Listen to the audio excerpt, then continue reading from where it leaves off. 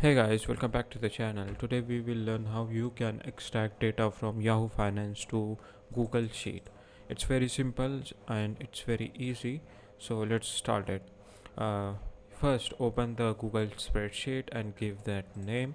And Google spreadsheet has a built-in function called Google Finance. For example, like this. This function let you to fetch live stock data directly from Google server to Google spreadsheet. For example, I want to pull Apple stock price. Now I have to type this into a cell. This uh, this command I have to give spreadsheet. It will fetch all the data to in my spreadsheet. For example, I will just simply control and V. You can type also. Now here you can see the price, live price.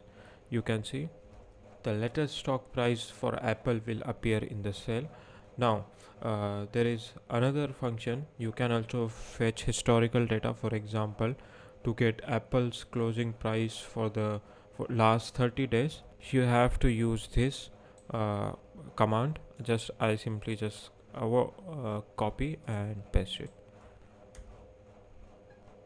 This will give you a table showing that closing prices for the past 1 month. Here you can see, and you can extract whatever company's data you want. Just replace the name with this Apple, and yes, you can get that.